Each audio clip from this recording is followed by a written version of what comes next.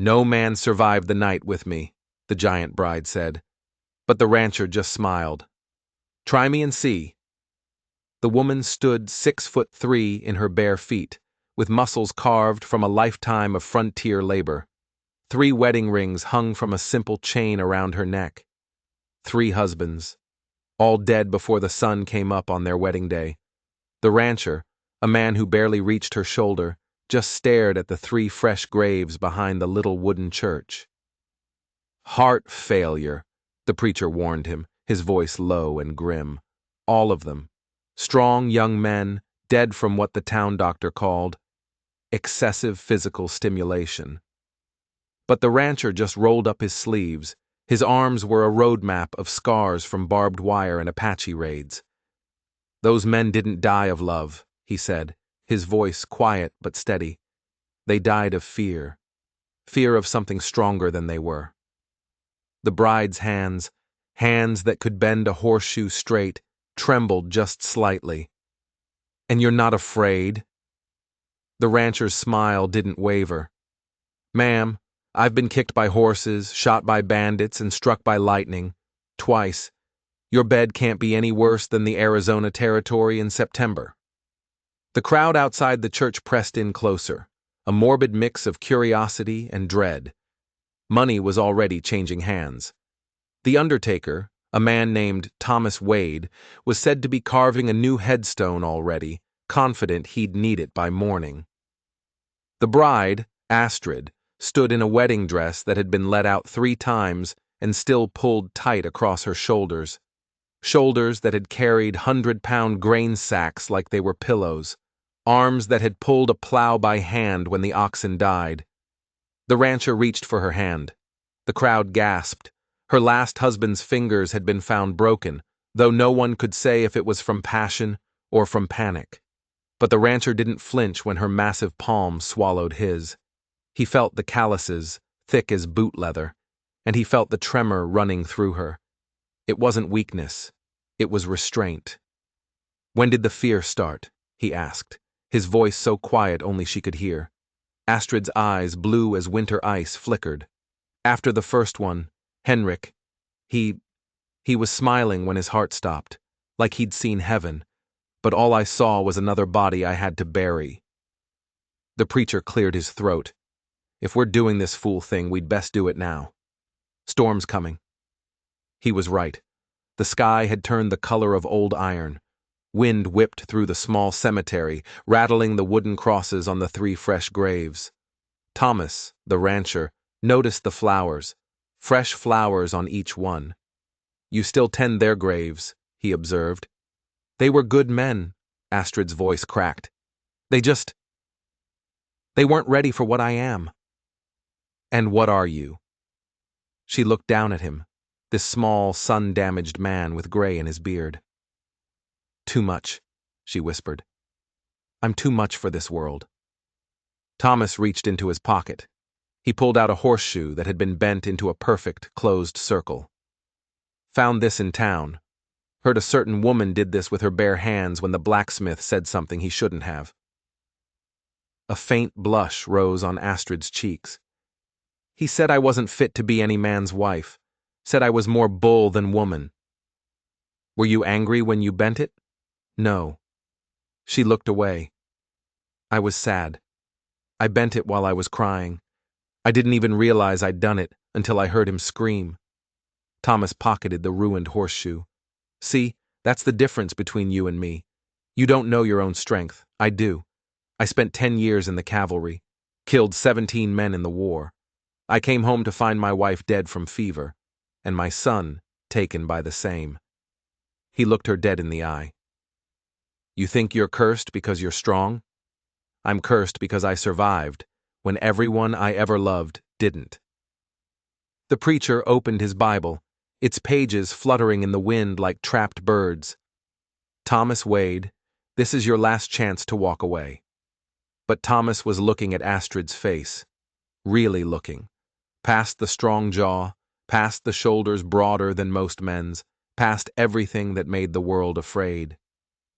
He saw the tears she refused to let fall. He saw the loneliness that sat on her like a shroud. He saw the desperate hope she kept trying to kill. "Reverend," Thomas said, his voice ringing with a strange kind of joy. "I've been dead for 10 years. This woman's about to find out if there's anything left in me worth killing." The ceremony was short. The preacher raced through the vows like he was afraid God himself would strike them down for this blasphemy. When he got to the part about kissing the bride, the entire town held its breath. Astrid bent down. Thomas stood on his toes. Their lips met somewhere in the middle, and for just a moment, the world felt balanced. Then came the long walk to Thomas's ranch. 3 miles, with the storm clouds gathering. The crowd followed at a distance. The doctor brought his medical bag. The undertaker brought his measuring tape. Astrid walked beside the wagon, her wedding dress dragging in the dust. She could have ridden, but she knew her weight might break the axle. Thomas didn't ask her to try. He understood pride. He understood the little bargains people have to make with a world that wasn't built for them. "Why me?" Astrid asked suddenly. "Dozens of men in this town. Why did you answer my advertisement for a husband?" Thomas was quiet for a long moment, listening to the creak of the wagon wheels. "Because your advertisement was the only honest thing I'd read in years. Strong woman seeks husband who won't die of shock, must accept I am not delicate, not small, not what you expected, must want a partner, not a pet." "And you want a partner?" "I want to want something again," he said. "It's been so long since I felt anything but empty." He looked at her. "When I saw you at the general store last month, lifting that barrel of molasses like it was nothing, I felt something. First time in 10 years, it wasn't fear, it was envy. You lifted that barrel the way I used to lift my son, before the fever took him, before I forgot what strength was for." They reached his ranch just as the first fat drops of rain began to fall. It was a modest place. A 2-room cabin, a barn that leaned a little to the east, a vegetable garden that had gone mostly to seed. Astrid had to duck her head to get through the doorway. Inside, everything was built for a smaller world. The chairs looked like doll furniture beneath her. And the bed. The bed was new. It was reinforced with iron brackets. The mattress had been special ordered from Denver, thick enough to hold a weight most beds couldn't even imagine. "You prepared," Astrid whispered, a new kind of fear in her eyes. "I hoped," Thomas corrected. Outside, thunder rolled across the prairie. Inside, the single lamp cast dancing shadows on the walls. Astrid stood frozen in the middle of the room, her arms wrapped around herself as if to hold herself in. 3 men, she said, her voice a hollow echo. 3 good men who wanted me, and I killed them just by wanting them back." Thomas unbuttoned his shirt slowly. His torso was a map of scars, a bullet wound near his heart, claw marks from something with teeth, burns from a cabin fire. "Every mark on this body is from something that should have killed me," he said. "Maybe I survived all that just to get to this moment." "You don't understand," she pleaded. "When the moment comes, I can't control it. My body doesn't know how to be gentle." "Who said anything about gentle?" Thomas sat on the edge of the reinforced bed. It creaked, but it held. "Astrid, those men died because they expected you to be something you're not. They wanted you despite your strength. I want you because of it." She took a step closer. The floorboards groaned. "I could break you. You could. I could kill you. You could.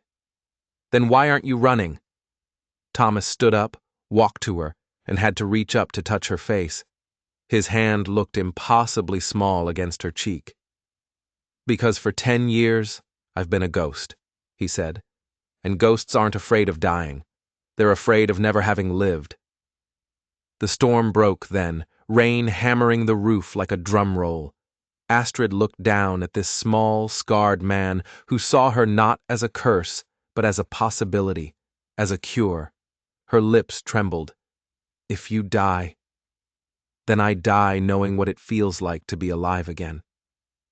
She kissed him then. Not the careful, performative kiss from the church. This was a hurricane and a whisper. It was power, and it was a plea. It was everything she had held back for years, for fear of breaking the world. And Thomas didn't break. He bent, like prairie grass in a high wind.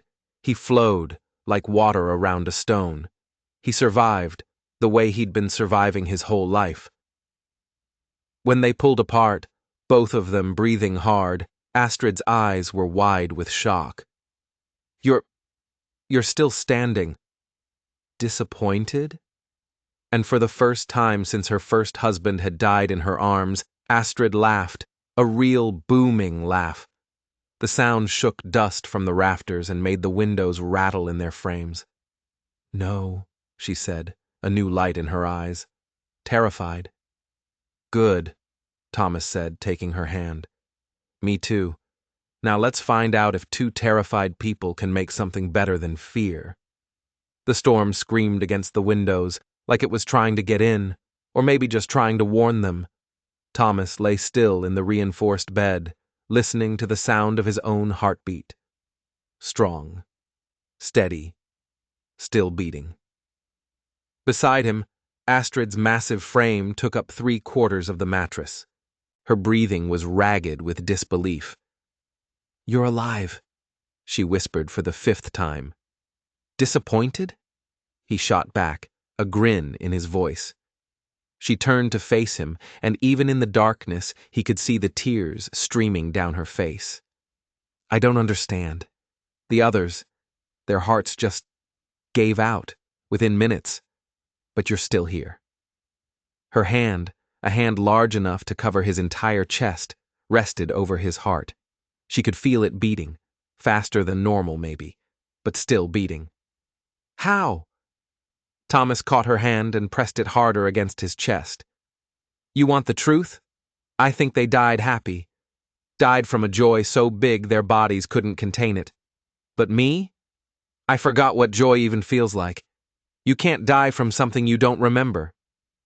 The bed creaked as Astrid sat up, pulling a blanket around her shoulders. It looked like a small dish towel on her massive frame. That's the saddest thing I've ever heard. No, he said. The sad thing was the 10 years before tonight. He reached out and touched a new bruise on his shoulder, perfectly shaped like her fingers. Tonight, I remembered I had a body, remembered I could feel something other than empty. A flash of lightning illuminated the room, showing the destruction around them. A chair had been accidentally crushed when Astrid gripped it too hard. There were deep scratches in the wooden floor from where she had tried to hold herself back, to be gentle. The headboard was cracked clean down the middle. I broke your house, she said, her voice miserable. You broke my coffin, he corrected her. There's a difference. A sudden panicked knock at the door made them both freeze. Mr. Wade! Mrs. Wade! It was the doctor's voice laced with urgency. It's past midnight. We need to know. We need to check. Thomas grabbed his pants and walked to the door, opening it just enough to show his face. Outside, it seemed like half the town had gathered in the pouring rain. The doctor, the preacher, and even the undertaker, who was holding his measuring tape. As you can see, Doctor, Thomas said dryly, I'm still breathing. The doctor pushed closer, his lantern held high, studying Thomas's face for any sign of strain, of damage, of impending death. What he saw instead was something he hadn't seen in Thomas Wade's eyes since the war ended. Life. But how? The others. The others were young men who thought they were conquering something, Thomas said, starting to close the door. I'm an old soldier who knows when to surrender. Now, if you'll excuse us, my wife and I would like to finish our wedding night. The door closed. Outside, the voices erupted into arguments and disbelief. Inside, Thomas turned to find Astrid standing by the window, watching the crowd finally disperse. Her silhouette in the lightning flashes looked like something out of mythology. A Valkyrie, a giant from the old stories. They'll never stop watching us, she said, waiting for you to die. Let them wait. He crossed to her, had to stand on the broken chair just to reach her face. "Astrid," he said softly, "I need to tell you something. About the war." She sat on the floor, bringing them to eye level, and waited. "There was a battle. Bull Run, the second one.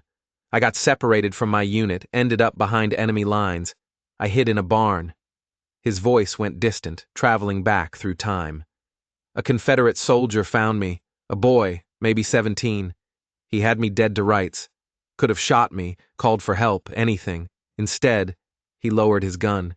He said, 'You look like you're already dead, mister. No point in killing a ghost.'" "What did you do?" she whispered. "Nothing." He was right. I was already dead inside. Had been since I got the letter saying my wife Mary and our little boy James had died from the fever.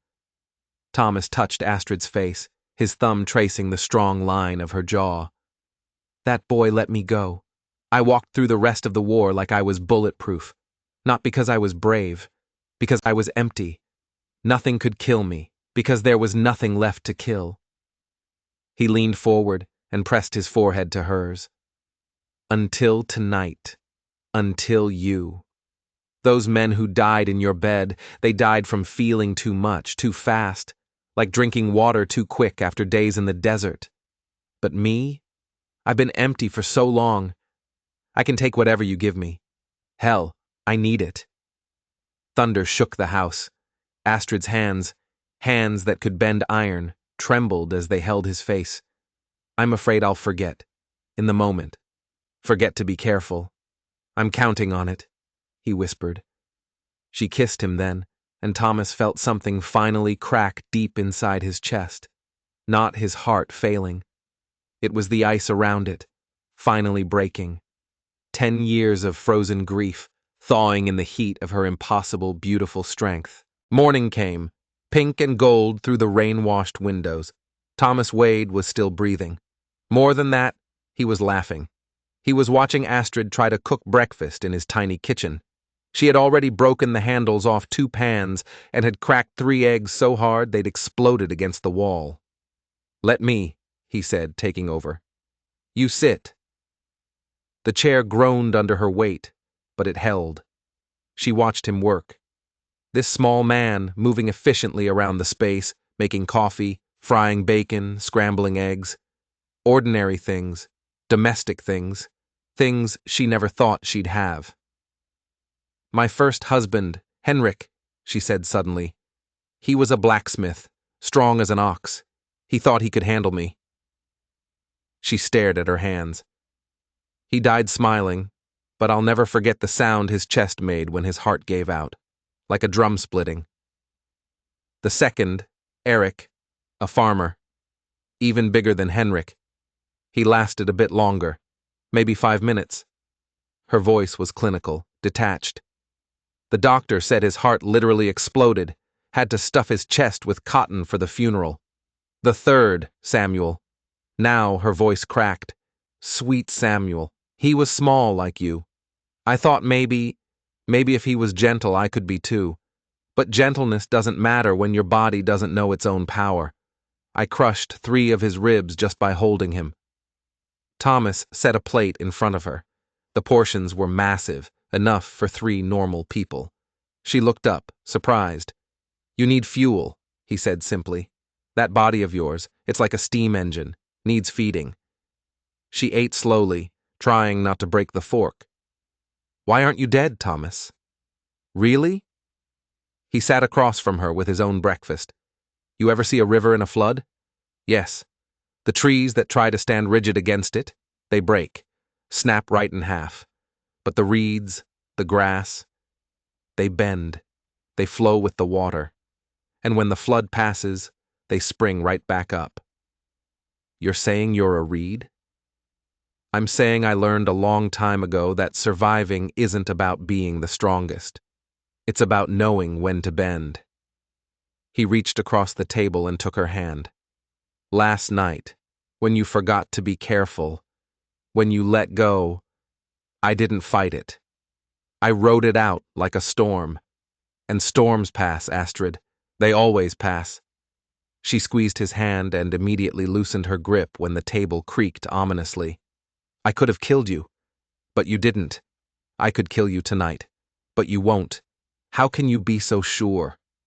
Thomas stood, walked around the table, and climbed onto her lap like a child might sit on a parent's knee. She held herself perfectly still, terrified to move. Because, he said, last night you learned something. You learned your strength isn't a curse. It's just strength. And I learned something too. What? That I'm not dead yet. For 10 years I thought I was. Turns out I was just sleeping. He kissed her, soft and sure. You woke me up. The sun climbed higher, burning off the storm's memory. Outside, they could hear horses approaching, the town coming to verify Thomas's survival, to gawk at the miracle or the freak show. They'll never leave us alone, Astrid said. Then we'll give them something else to talk about. Like what? Thomas grinned, the first real smile she'd seen from him. It took 20 years off his face. How about we rebuild this ranch, make it the most successful in the territory?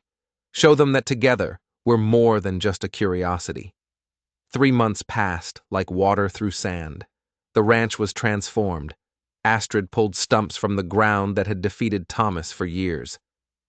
Thomas fixed machinery with his patient hands, while she held the heavy parts steady. They worked like a Swiss clock, different-sized gears turning together. But the town's fascination had turned poisonous in some hearts, especially Mayor Garrison's. It's unnatural, he'd say at the saloon. That thing has bewitched him. Mark my words, she'll be the death of him yet. Garrison wanted Thomas's land. He'd been planning to buy it cheap when Thomas finally gave up. Now, the ranch was thriving, and worse, other ranchers were hiring Astrid for day labor, paying her triple what they'd pay a man because she did the work of 5. We need to do something, Garrison told his cronies, for Thomas's own good. That night, 6 riders with their faces covered and torches blazing approached the ranch. Astrid woke instantly, her body tensing like a drawn bow. Thomas, she whispered, but he was already reaching for his rifle. I hear them. Stay inside, he ordered. No. Her voice was iron. They came for us. They get us. They stepped out onto the porch. Thomas with his rifle, Astrid with a shotgun reinforced just for her. Thomas Wade, Mayor Garrison called out, not bothering with a mask. We've come to free you. A free man doesn't need freeing, Mayor. You're not free. You're bewitched. That creature has done something to you. Astrid stepped fully into the light, having to turn sideways to fit through the door. The horses shied back. Creature? Her voice carried across the yard like thunder. I have a name. Names are for people, Garrison spat. You're an abomination. You know what I see? Thomas's voice turned hard. 6 cowards who can't stand that something exists outside their little understanding. 6 small men terrified of one large woman. We could burn you out, one rider threatened. Astrid laughed, a sound as bitter as the winter wind. Try it! To demonstrate, she grabbed the solid oak porch support beam and squeezed. The wood cracked and splintered under her grip. I could kill all of you, she said quietly. Barehanded. The only reason you're still breathing is because Thomas taught me something better than strength. What's that? Garrison asked, his voice shaking. Mercy. She let go of the beam, now deeply grooved with her fingerprints. But mercy has its limits. Come here again, and you'll learn what they are. Deputy Collins, the youngest of the riders, pulled off his mask. This is wrong. I've seen them in town. That's not witchcraft. That's love.